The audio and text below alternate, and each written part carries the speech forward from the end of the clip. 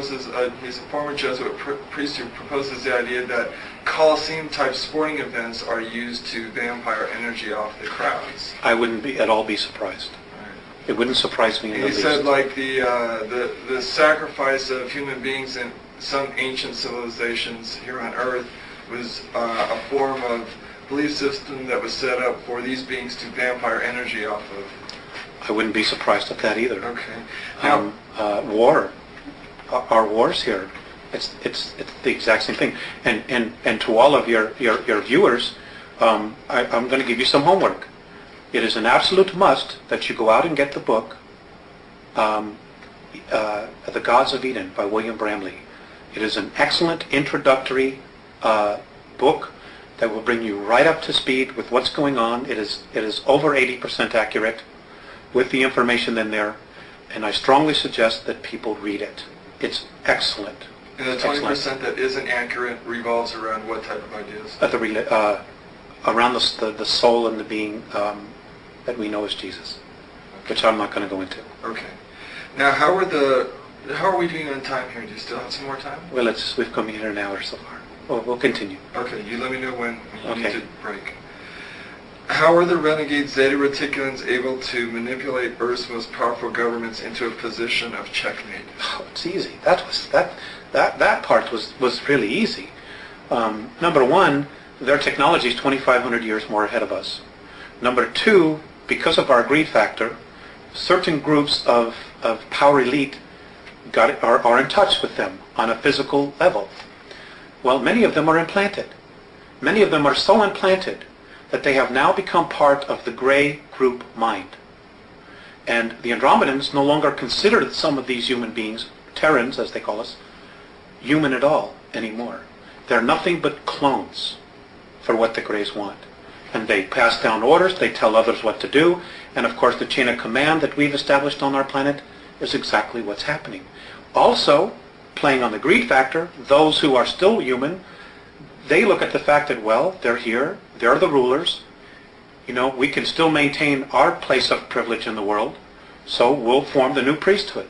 We'll be the go-between between the workers and the gods, just like we saw in Babylon, in Assyria, Egypt. It's all over again. It's history repeating itself all over again. Because it's the control factor, the hierarchy is the established mode for these negative civilizations to keep their power structure intact. That's right. Okay. And it's another thing, and there's also one more factor. It is about human beings out for power, selling out their own race. The World Club. Just selling out the rest of us, the human race, for their moment in glory, for their privilege to be with the gods, so to speak, who are aliens. That's what it is. To have technology that can take them to the moon, to the technology that can take them to Mars, that'll give them the technology to do time travel. They totally sold out a race, our history, everything, for their brief moment in the sun. Now, pisses me off. I'm sure when they look back on their lives afterward, I would assume that they would regret their choice. I don't know. I don't know. How will the renegade Zeta Reticulans have to be removed? It's, if we can if humanity makes a real commitment to create an environment of unconditional love and simply refuses to hate or to kill each other and destroy our planet, they'll have to leave because they can't deal with the vibration. If we can't, it's going to take outside intervention to get them out of here. Period. Are the renegade Zeta Reticulans going to try to deceive humanity with an elaborate religious event they are staging? The perceived second coming, yes. I have been told to really beware of that they are very capable of playing out the second coming, creating a clone who will look like the image on the Shroud of Turin, which, by the way, was one of their deals. And this soul will have holographic imprints and information regarding all the world's religions. He won't have a soul. And yes, we've been led down this path of the book of Revelations, that this is God's word. This is the way it has to happen. And you know what? God didn't write the Bible. Man wrote the Bible. Period. ETs didn't write the Bible, but some ETs did tell those souls, those men, what to write. And we have been led down this path where we totally will succumb our free will to become subservient. And I'm not here to offend anybody, but really think about it. Really think about, what we've done and what our history has been. We've been to this place so many times before, and we still haven't gotten it right. And we're still not going to get it right unless we do it as a race and just cut out all the crap. Period. Now, that leads me, I'm going to jump a question. Do they have control of the world media? Greed does. Greed does. But a lot of the I don't know if it's them programming themselves. Well, the these- programming is being introduced, and it is mankind that is introducing it to the So masses. it's the people that are selling out, basically. That's it. It's the new priesthood. Okay. That's where the responsibility lies. What would be the outcome if human beings believed that renegade Zeta Reticulans were the hope of mankind? We would know a tyranny and an enslavement that is far beyond anything we could even imagine. To put it just quite bluntly, we'll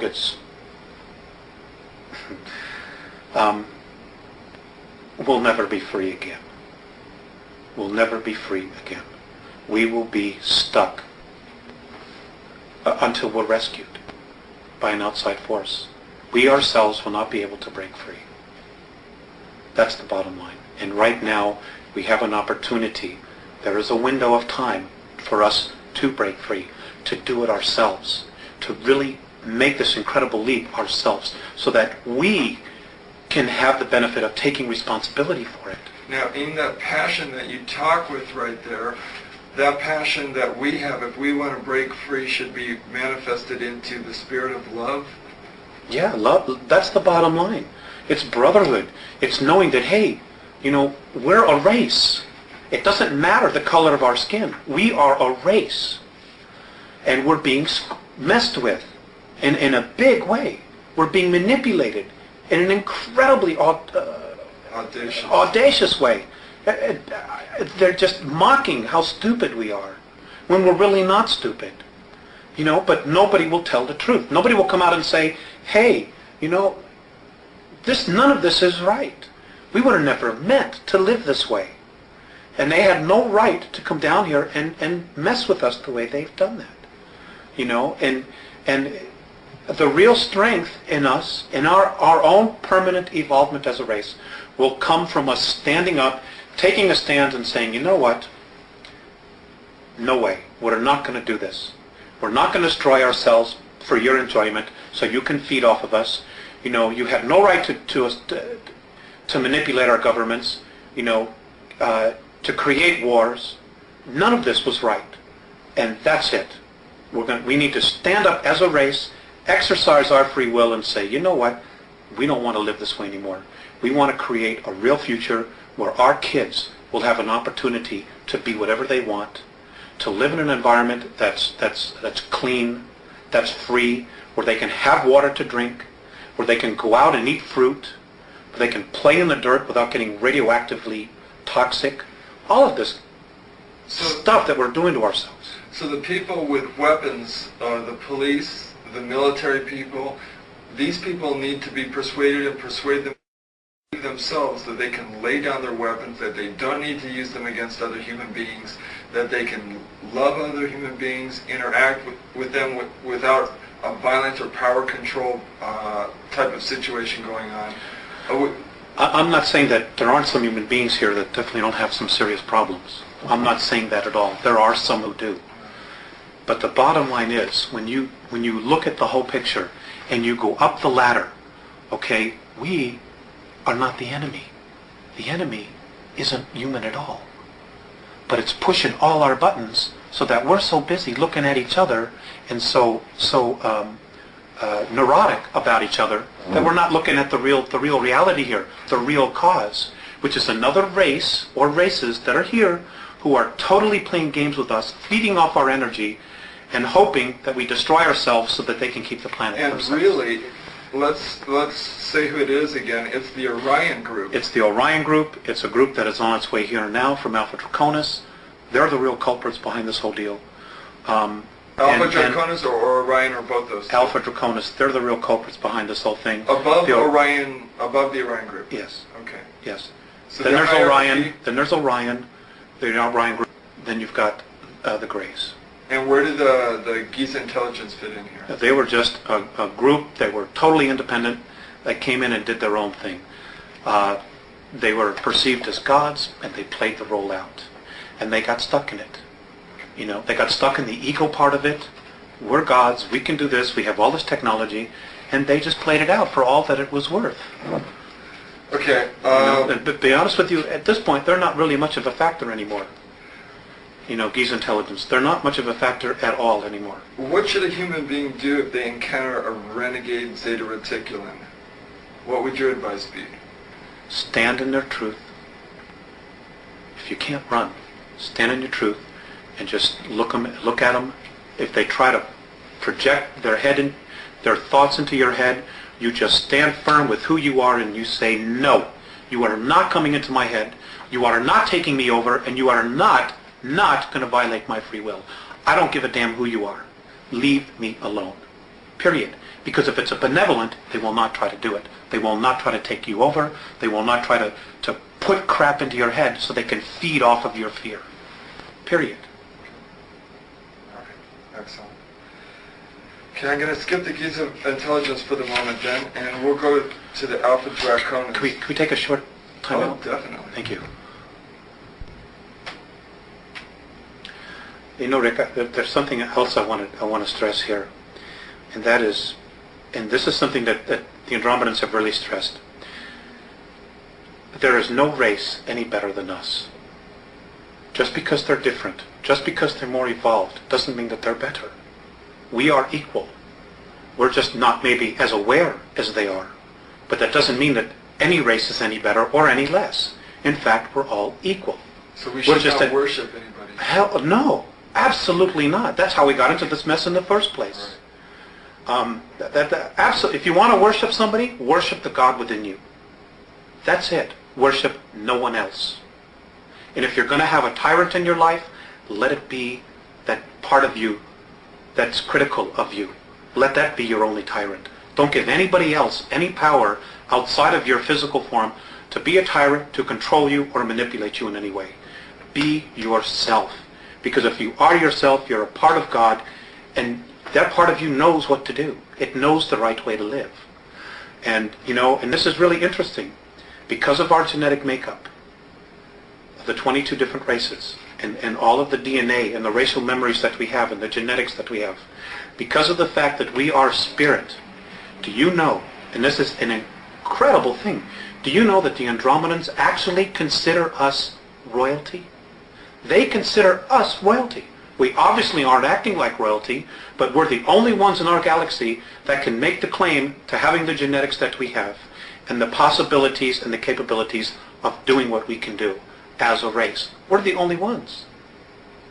They actually consider every single one of us royalty.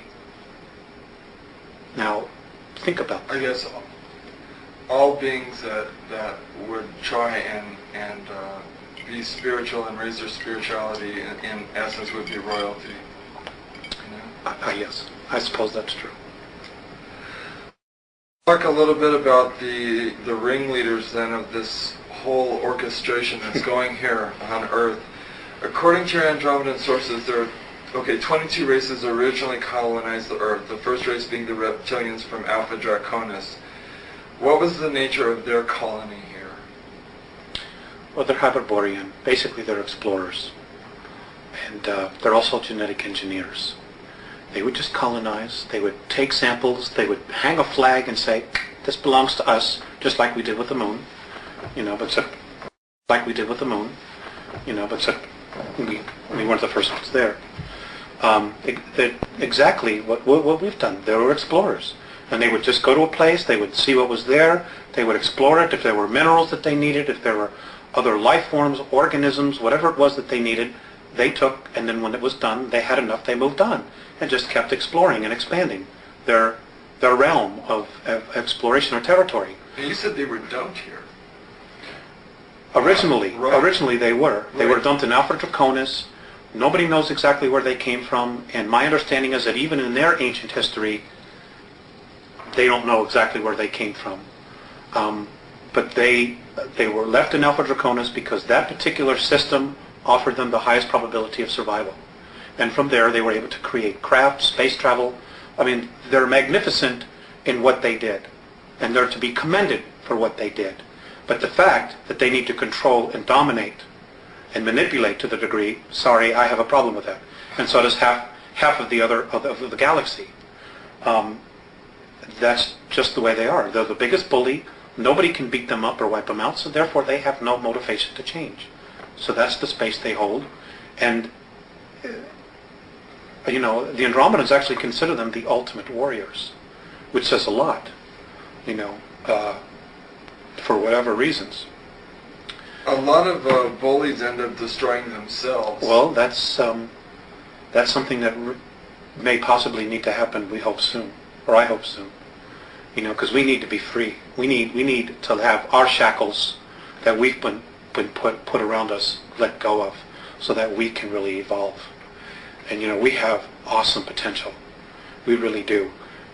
We have been, as a race, we have been through so much here. We have so much experiences, you know, and because of our emotions, which is really our strength, which really sets us apart from all the other races out there, even the other human races. You know, we have tremendous capabilities to create things. And, you know, but we need to get clear of what's real and what isn't. You know, we also need to get really clear about being able to create our own future, to create our own reality, and not have somebody say, well, that doesn't work for me, so you're going to have to do this. You know, or play God and ruler over us. You know, sense of responsibility is right. so important in all of this. It's with any sense of power, with any knowledge, comes responsibility. That's exactly right.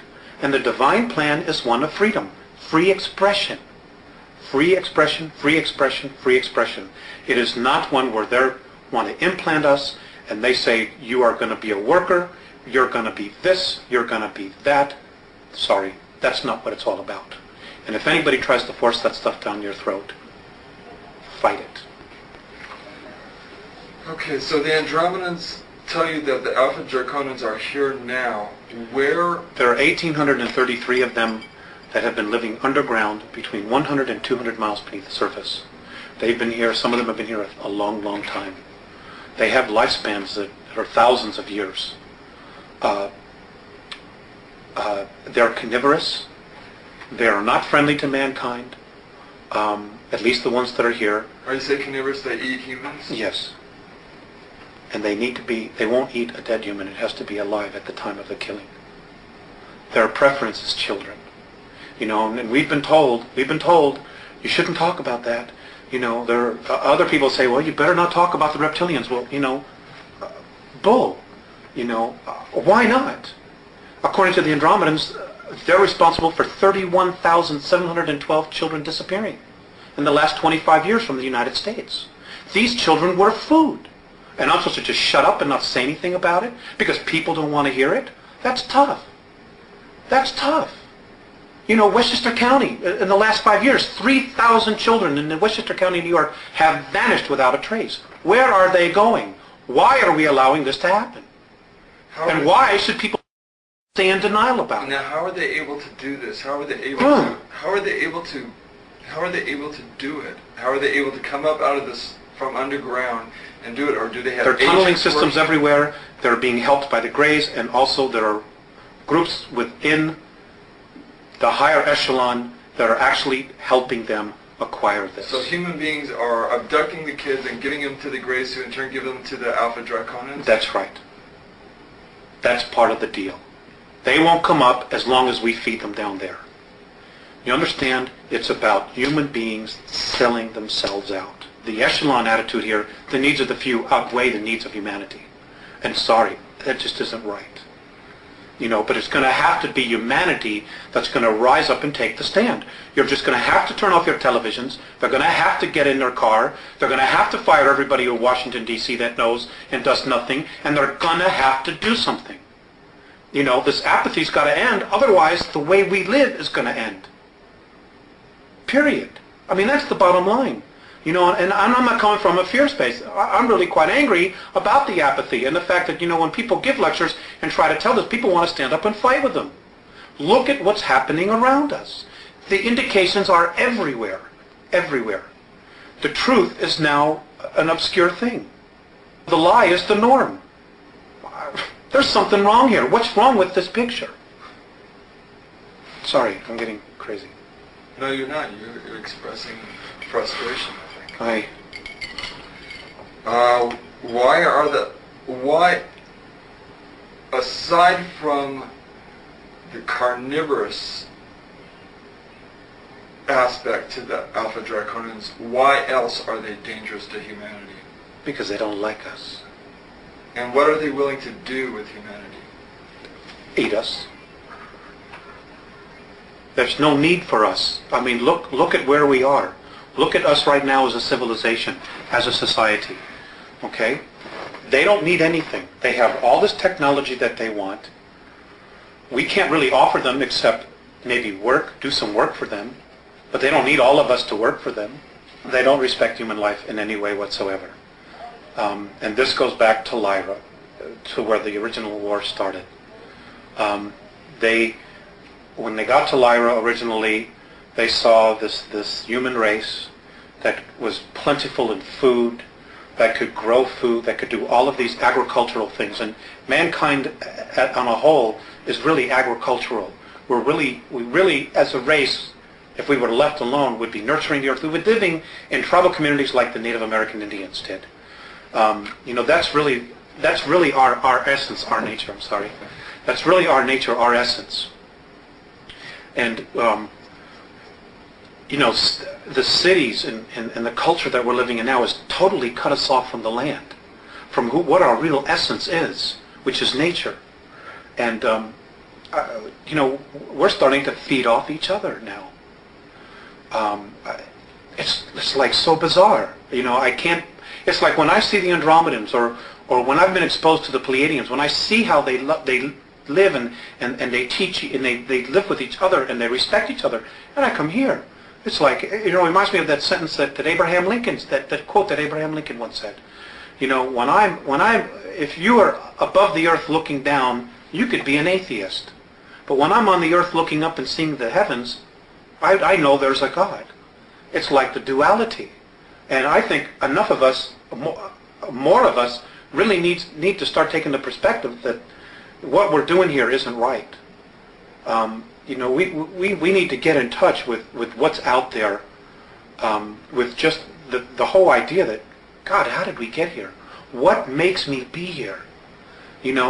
As opposed to going home after work, turning on TV, watching 3 hours of television, going to bed, getting up the next morning, going to work, and doing the same thing over and over and over and over again, like robots.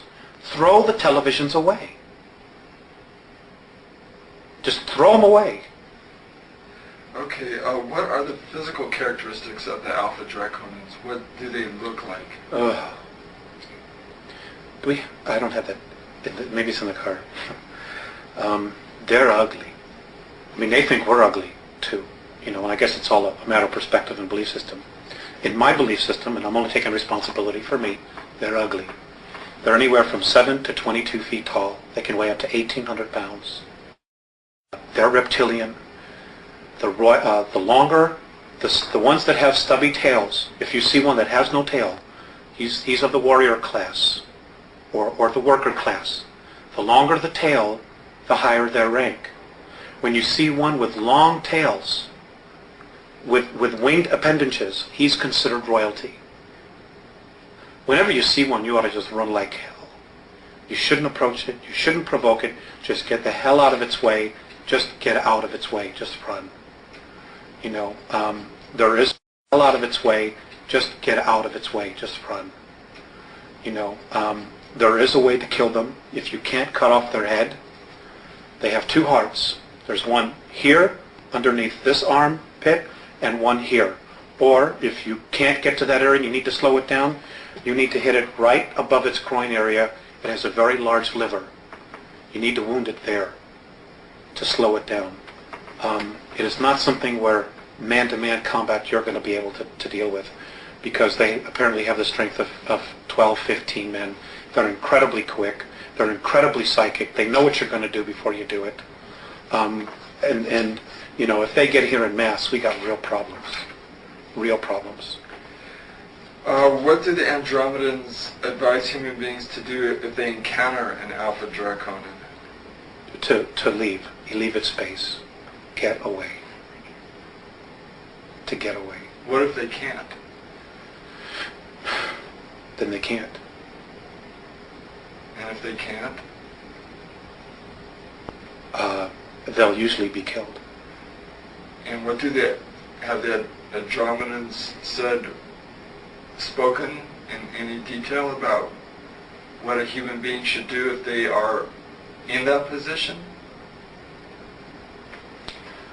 For karmic purposes? Look, that's not karmic at all. Or a lot of these, all this metaphysical stuff, where you chose to be here. A lot of, in some situations that's true.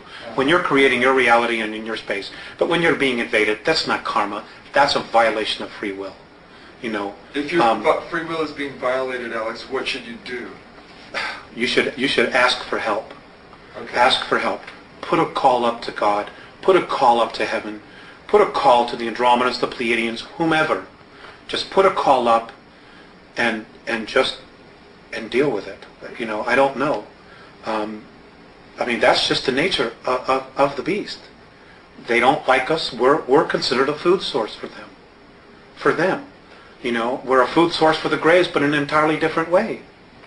Have they taught us to be carnivorous through the belief systems? Have they taught us to eat meat and eat flesh? Well, it lowers the body's vibration. It lowers the body's vibration. So, if our body vibrated at a higher length, we would spiritually be evolving regardless of what our religions were teaching us. And they can't have that. They can't have us being free. They can't us not being in control, because then we're responsible for ourselves. So as we move away from eating meat and more towards vegetarianism, we begin to raise our vibrational level and break this cycle. It helps. Not everybody has to stop eating meat. It's not an absolute requirement. It certainly helps. But some people's belief systems will be that they just need a piece of meat. And for whatever their reasons are, that's fine. If you want to eat meat, that's fine. But you know what? Feed your mind. Feed your mind with spirit, with questions about existence, about what it is we're doing here, why we're here, what the hell is really going on. Why is it that I have all these material things and I'm still miserable in my life? Well, I know that a lot of people with questions, where are some of the truthful answers? You mentioned one book, The Gods of Eden, that you felt really strongly about.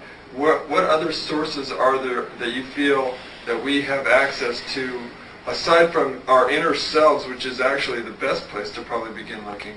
But are there other starting points that people can use that you know of? I mentioned Gods of Eden. George Andrews' books, E.T.s Among Us. There's a lot of information in there that not only deals with the E.T.s, but also the world political government, which right now is very dangerous for humanity, because it's part of the great plan. It's part of their regressive alien plan to keep us in jail. Okay, do not pass go, but keep us in jail. Oh God, suddenly I draw a blank. Okay, just as you think about it, interject it into the conversation. Okay. You mentioned throw the television out. Are television programs conditioning our youth into accepting these hostile beings, do you think? Or is that just human beings doing anything for a buck? I don't necessarily know. I don't know. But the violence is desensitizing. Violence is just a way of life now. We've been taught that. We've been programmed that violence is just a way of life. So when we see really violent acts, oh, that's too bad. Well, honey, what's on Channel 7? Or what movie are we going to rent tonight? That's what it's come to, and it's wrong. It's absolutely wrong. There is no reason that any of this has to occur at all. It really doesn't. And a lot of it is the responsibility of the people, because if the producers in Hollywood are going to make movies like this, and we're going to go and buy the tickets, well, they're going to be motivated for the buck to continue to make these kind of movies. Where if they spend $20 million and nobody buys a ticket, they won't be making those kind of movies. So it comes back